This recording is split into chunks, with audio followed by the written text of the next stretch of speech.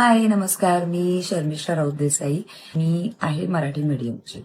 So आम्हाला म्हणजे English हे चालू झालं.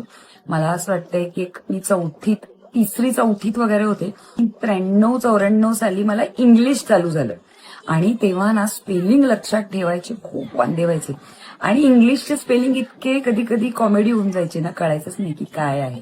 लहानपणी ना मला जज हे स्पेलिंग लक्षात नाही राहायचं. सो मी काय करायचे, स्पेलिंगच्या उच्चाराप्रमाणे लक्षात ठेवायचे. जुडगे, JUDGE, जुडगे, म्हणजे बरोबर लक्षात राहायचं. दुसरा शब्द होता शॅम्पेन. भाई त्या शॅम्पेनचं काही लक्षातच राहीना काय त्याचा उच्चार आहे आणि कसा तो स्पेलिंग. शॅम्पेन म्हटल्यावर SH ने चालू होईल असंच वाटायचं, पण ते नव्हतं, तो C ने चालू होतो.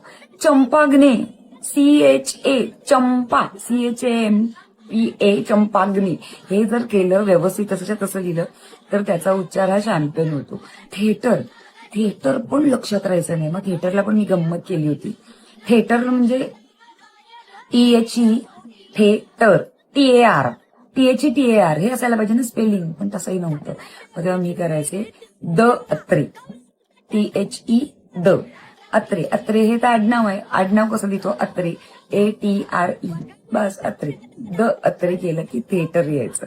सो असे बरेच शब्द आहेत. ही शेवटी भाषेची मजा पण आहे. पण या गोष्टीमुळे मला स्पेलिंग लक्षात राहायचे. तर मला प्लीज सांगा, तुमच्याकडे असे काही स्पेलिंग्स आहेत का की ज्याचा उच्चार वेगळा आहे आणि ते लिहिलं वेगळं जातं.